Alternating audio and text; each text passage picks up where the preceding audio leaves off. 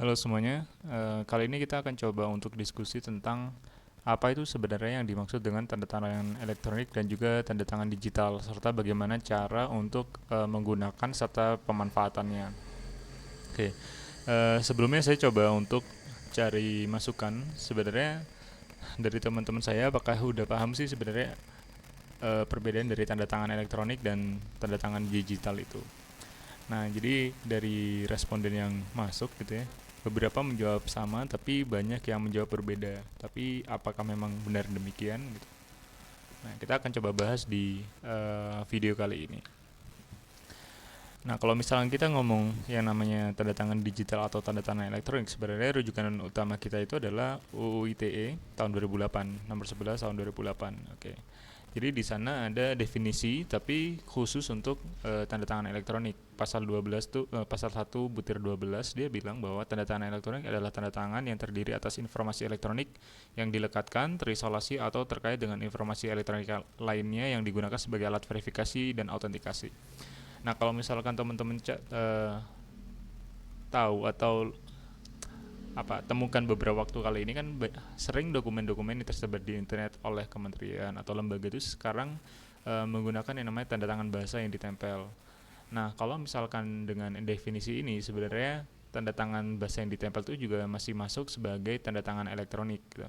Juga kalau misalkan teman-teman lihat ada QR code yang bisa di-scan. Nah, itu biasanya juga difungsikan untuk eh, menggantikan tanda tangan gitu ya, dan digantikan oleh QR code sehingga bisa di-scan langsung dan didapatkan informasi, misalkan contohnya informasi kapan ditandatanganinya dan apakah bisa langsung merujuk ke dokumen asli di situs resminya.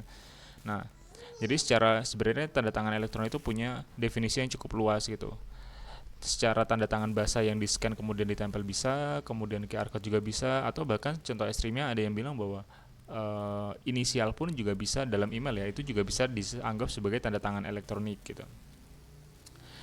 Nah, dan itu punya kekuatan hukum untuk dijadikan barang bukti. Nah, selanjutnya adalah pertanyaannya, kalau seperti itu sebenarnya apa sih tanda tangan digital itu? Nah, di UIT juga sebenarnya dibahas nih, ada definisi tentang sertifikat elektronik. Sertifikat elektronik adalah sertifikat yang bersifat elektronik yang memuat tanda tangan elektronik dan identitas yang menunjukkan status subjek hukum dalam para pihak dalam transaksi elektronik yang dikeluarkan oleh penyelenggara sertifikat elektronik. Nah, di sini ada keyword subjek hukumnya. Jadi siapa orangnya. Jadi informasi siapa itu harus ada dalam sertifikat elektronik. Nah, sebenarnya kalau ada beberapa pendapat nih, ada yang bilang bahwa sebenarnya tanda tangan digital itu adalah part of tanda tangan elektronik karena definisi tanda tangan elektronik kan sangat luas. Oke. Tapi kalau misalkan bagi saya pribadi, mungkin secara definisi tanda tangan digital tuh sama dengan tanda tangan elektronik, tapi teknologi yang digunakan gitu ya dalam tanda tangan elektronik maupun tanda tangan digital itu berbeda. Contohnya pada kasus tadi tanda tangan digital itu serta merta bisa kita kenakan pada tanda tangan bahasa yang kita scan kemudian kita tempel pada dokumen yang kita inginkan. Tapi untuk tanda tangan digital, hal tersebut tidak bisa langsung disebut tanda tangan yang bahasa yang di-scan itu dan ditempel, itu tidak bisa disebut sebagai tanda tangan digital karena ada satu komponen yang kurang, yaitu adanya sertifikat elektronik. Nah, sertifikat elektronik inilah yang membedakan antara secara teknologi ya tanda tangan digital dan tanda tangan elektronik. Oke. Nah, ini ada em, apa? Ada referensi lain gitu ya, yang membedakan antara tanda tangan elektronik dan juga tanda tangan digital. Nah, di sini kalau misalnya tanda tangan elektronik itu adalah tanda tangan tadi yang tanda tangan umum yang kemudian ditempelkan pada dokumen, sedangkan tanda tangan digital itu adalah yang memang tanda tangan yang ditempel bukan ditempelkan, yang menggunakan sertifikat elektronik dan juga menggunakan enkripsi, sehingga memang secara tujuan itu berbeda. Karena kalau misalkan pada tanda tangan elektronik gitu ya, kita tuh bisa tahu bahwa sebenarnya memang subjek hukumnya itu ingin melakukan tanda tangan pada lokasi mana, tapi pada tanda tangan digital itu lebih ke arah apakah memang dokumen itu masih terjaga keasliannya dan juga tidak bisa disangkal oleh orang yang tertera identitasnya di sana bahwa memang dokumen itu sudah ditandatangani. Walaupun memang pada banyak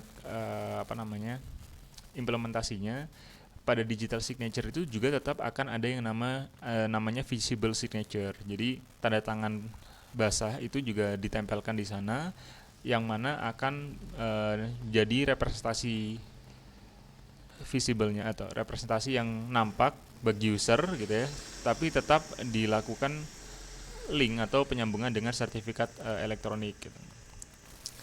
Nah, kalau misalnya kita sudah tahu bahwa sebenarnya tanda tangan digital itu perlu yang namanya sertifikat elektronik, bagaimana sih kalau misalkan kita sebagai penduduk warga Indonesia pingin untuk melakukan tanda tangan secara digital gitu? Nah, sebelum itu kita harus masuk dulu tentang apa yang disebut dengan Public Key Infrastructure atau PKI. Nah, di dalam Public Key Infrastructure itu ada beberapa pihak gitu ya, yang punya peran gitu.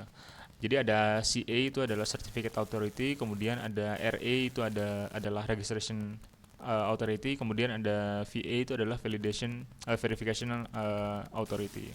Nah, Certificate Authority ini adalah pihak yang melakukan penerbitan sertifikat elektronik tadi. Kemudian yang RA itu gunanya untuk melakukan pendaftaran. Jadi ketika seseorang ingin memiliki sebuah sertifikat elektronik, maka orang tersebut harus melakukan pendaftaran ke RA, kemudian RA yang akan meneruskan ke CA apakah oke atau tidak. Nah, ketika dia oke, maka CA akan menerbitkan sertifikat elektronik, dan pengguna itu bisa memiliki dua, public key dan private key, dan juga si sertifikat tadi. Nah, ketika dia atau seseorang itu warga negara ingin melakukan transaksi gitu atau melakukan perjanjian, maka yang dia perlu lakukan adalah menandatangani dokumen yang dia punya tadi dengan private key yang dia punya, sehingga dokumen itu dapat disimpan apa istilahnya hashnya, yang memungkinkan bahwa kita tahu bahwa memang dokumen itu tidak pernah berubah sejak orang itu melakukan tanda tangan, dan tanda tangan itu yang melakukan benar orang itu, karena yang melakukan tanda tangan itu menggunakan private key dari orang tersebut. Nah, bagaimana cara melakukan pengecekannya? Dalam sertifikat yang ditempelkan pada dokumen itu. Dalam kasus ini kita ngobrolnya PDF ya, karena PDF memang punya format standar untuk melakukan tanda tangan digital. Nah, itu ada informasi siapa yang melakukan tanda tangan, sertifikat detailsnya seperti apa, serial numbernya seperti apa gitu ya. Kemudian ada lokasinya di mana dan reasonnya seperti apa. Walaupun memang kalau kita punya public key kalau kita melakukan enkripsi dengan private key, kita bisa melakukan dekripsi dengan public-nya, dan juga sebaliknya. Tapi dengan adanya konvensi bahwa private key itu harus disimpan oleh seseorang gitu ya, tidak boleh diberikan kepada orang lain, sedangkan public key itulah yang disebar ke publik, sehingga bisa melakukan verifikasi ketika dilakukan enkripsi sebuah dokumen terhadap perseorangan. Nah, setelah dokumen itu sampai pada pihak yang memang berkepentingan, maka pihak yang berkepentingan itu bisa melakukan validasi atau verifikasi ke VA tadi dengan menyertakan dokumen tadi, dan dia akan dapat informasi statusnya apakah dia oke atau tidak. Oke. Nah, dengan demikian si pihak yang bersangkutan dengan dokumen yang tertandatangani tadi bisa tahu bahwa memang benar dokumen ini ditandatangani oleh orang yang sertifikatnya tersertifikasi atau tidak. Nah, di Indonesia sendiri peran-peran seperti ini itu ada banyak. Jadi CA atau Certificate Authority itu dia bisa punya jenjang. Ada root CA yang paling atas, kemudian dia bisa punya sub CA gitu ya. Kemudian dia punya sub CA lagi dan seterusnya. Nah, di Indonesia yang menjadi CA utama itu adalah Kominfo, dan Kominfo bisa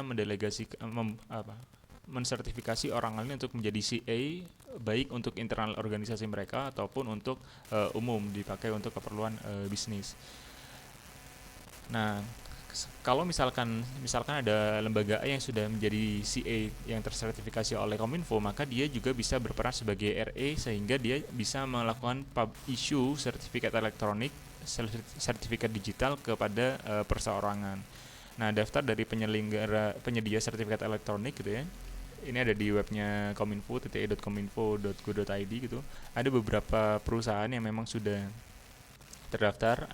Ini ada banyak, ada yang dari tahun 2018, 2019, ada yang barusan 2020. Nah, di sini ada BPPT, kemudian ada BSSN dan Peruri dan lain sebagainya.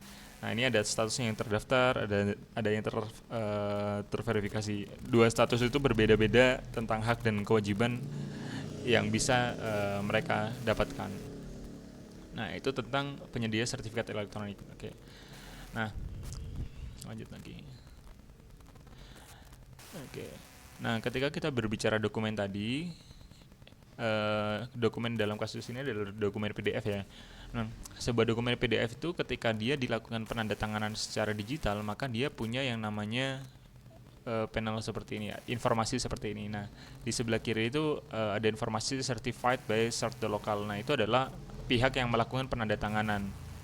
Nah, di sana kita bisa melihat details dari signature-nya, reason, alasan dia menandatanganinya apa, kemudian lokasinya di mana, dan juga informasi dari sertifikatnya tadi. Nah, ini yang saya bilang tadi bahwa memang ini adalah informasi yang bisa digunakan untuk melakukan non repudiation atau apa istilahnya, penyangkalan. Jadi ketidakbisaan untuk melakukan penyangkalan. Jadi ketika dokumen itu sudah ditandatangani oleh si cert.local, maka ya memang dengan dengan sertifikat ini maka memang benar bahwa dokumen itu ditandatangani. Nah, di sini ada issuernya siapa, yaitu yang si si certificate authority-nya. Subjek itu adalah orang yang memang melakukan penandatanganannya. Kemudian ada serial number-nya.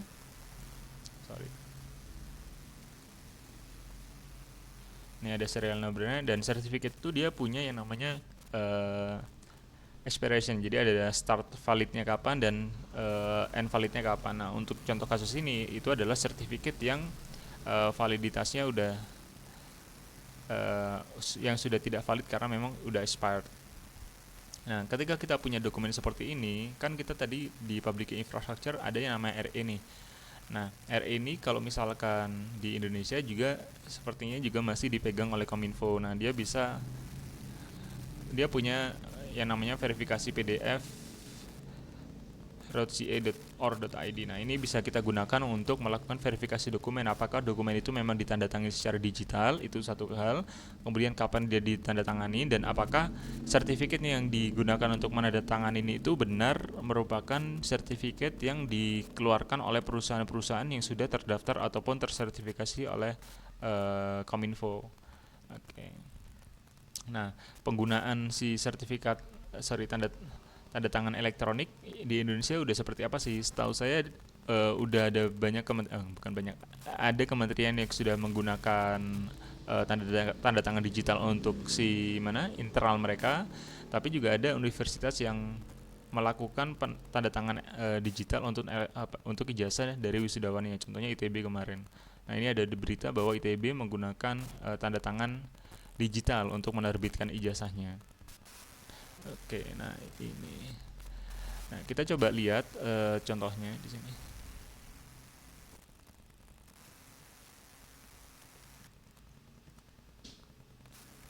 Verifikasi PDF. Oke.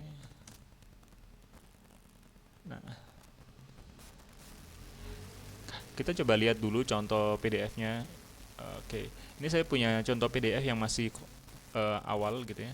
PDF kosong, dalam artian PDF asal ketika belum dilakukan tanda tangan. Kemudian ini adalah PDF yang sudah dilakukan tanda tangan secara digital. Oke, dapat dilihat di sini. Kalau misalnya kita pakai Adobe Reader atau Foxit dan lain sebagainya gitu, kita bisa lihat di sini.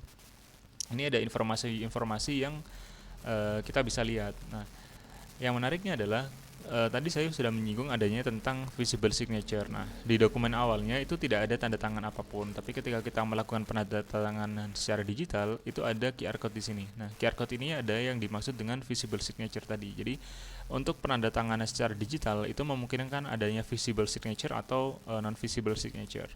Nah, kita bisa klik di sini, ini fieldnya. Nah, kita bisa lihat propertiesnya dari si signer certificate-nya.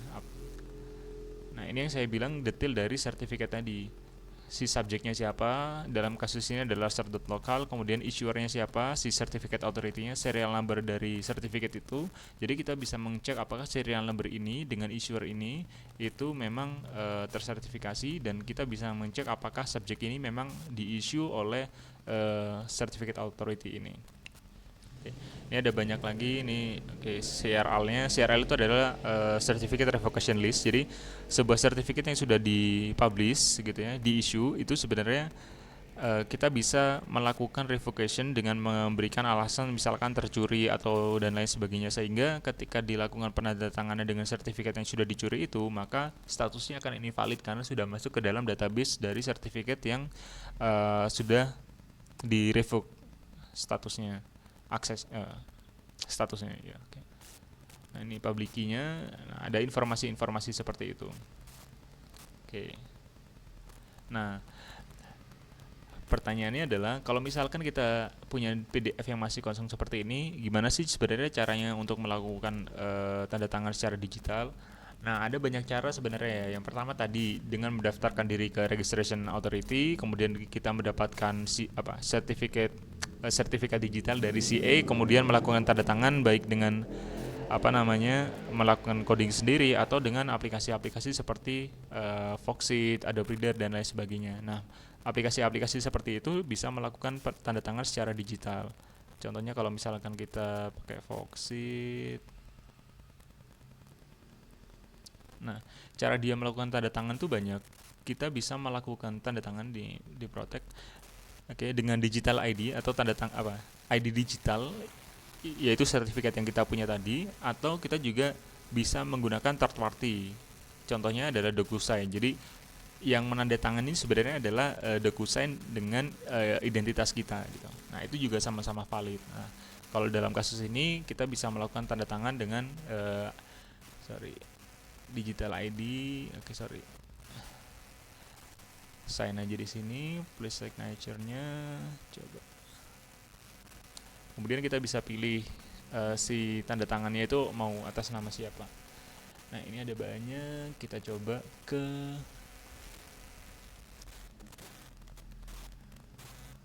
ini aja, SCTT admin. Location-nya Bandung. Kemudian persetujuan. Oke, kita sign. Kemudian compose sign demo. Oke, kita coba buka dengan aplikasi lain. Dalam kasus ini adalah Adobe Reader. Oke, nah kita lihat di sini SCTT admin. Nah, CN itu adalah si subjeknya tadi. Kita bisa lihat di sini ada signature-nya. Nah, ini signature 0 page 1. Oke. Kalau diklik ada ada pop up untuk melihat detail dari signature-nya. Kemudian kita bisa lihat detail dari sertifikat tersebut. Nah, ini ada subjeknya SCTTE, kemudian issuer-nya ini issuer yang bohongan ya, dalam artian memang hanya dibuat sebagai demo aja, bukan issuer yang sesungguhnya. Ini serial si sertifikatnya valid dari sini dari 2019 sampai 2021. Oke. Siarannya. Oke. Nah, jadi itu adalah cara penjelasan tentang pemanfaatan dari si tanda tangan elektronik dan juga tanda tangan digital. Nah, satu yang belum kita coba adalah untuk melakukan verifikasi. Kita coba ya, verifikasi dulu. Kita tinggal drag and drop aja ke sini. Oke, nah di sini dia menampilkan informasi dari dokumen tersebut. Jadi kita lihat, ada tanda tangan. Jadi dokumennya belum mengalami perubahan ya, karena memang sejak dilakukan tanda tangan tidak ada perubahan sama sekali terhadap dokumen tersebut. Tapi identitas penandatangan tidak terverifikasi karena memang sertifikat yang saya gunakan untuk menandatangani dokumen tersebut tidak dikeluarkan oleh CA atau PSRE yang memang tersertifikasi atau terdaftar di Kominfo. Dokumen ini memiliki stempel waktu. Dia punya stempel waktu tapi tidak mendukung LTV, yaitu long term validation. Jadi ada yang namanya nanti kadaluarsa dari dokumen ini.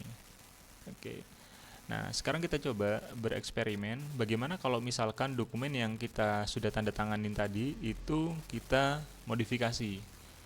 Modifikasi dalam artian kita tambahkan informasi apapun, edited.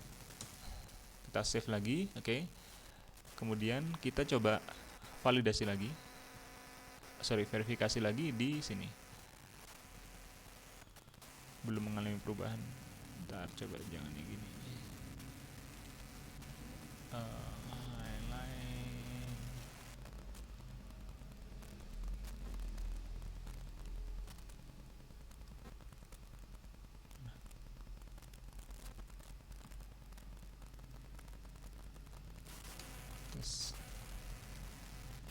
Coba ya. Kita coba cek.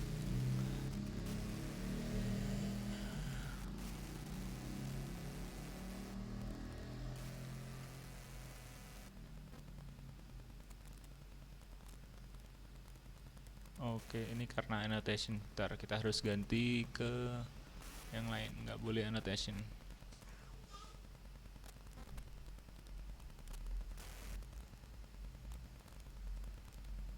Kalau annotation masih boleh.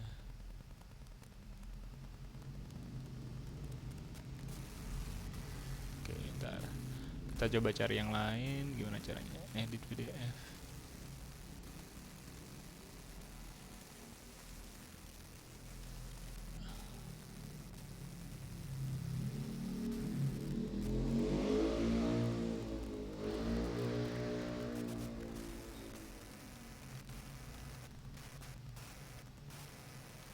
Coba.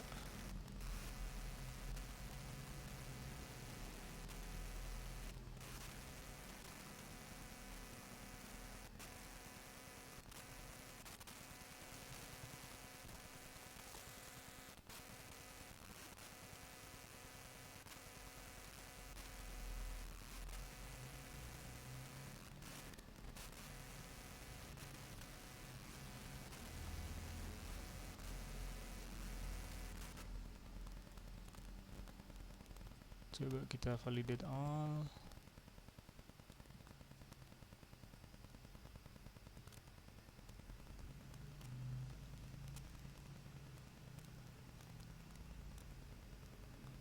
Oh, ini ada perubahan. Oke. Tapi kayaknya karena belum di lock, kita coba sign ulang pakai Foxit. Kita coba sign protect.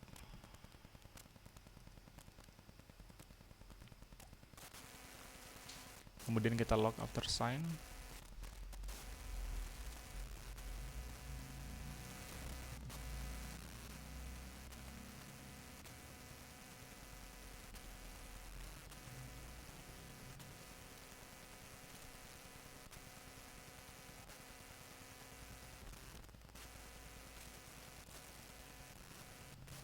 Coba.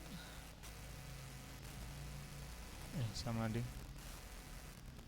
Kayaknya harus ada sesuatu yang diubah supaya kita bisa demoin bahwa dokumen ini.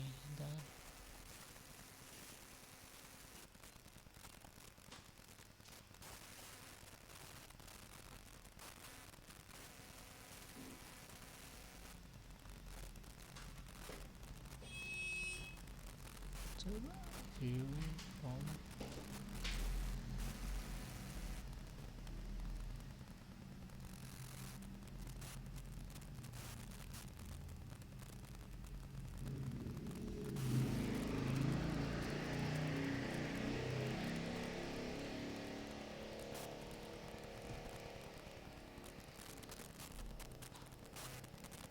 Oke, save as.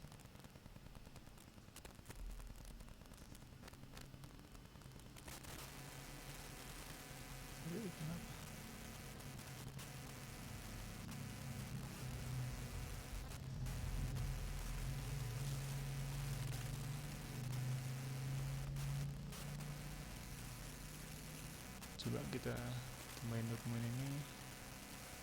Sorry.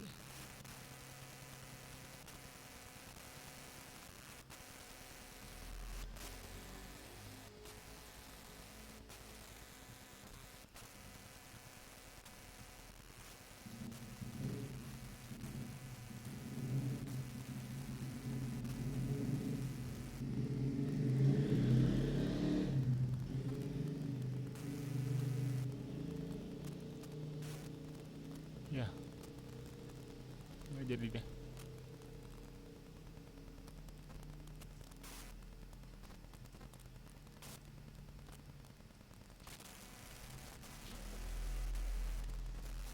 Oke, kita pakai cara yang dodol aja, sederhana.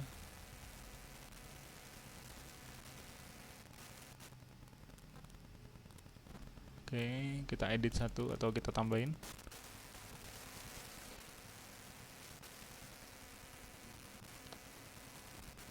kita coba. Sorry. Kita lihat apakah dia diteriakin. Enggak juga. Oke.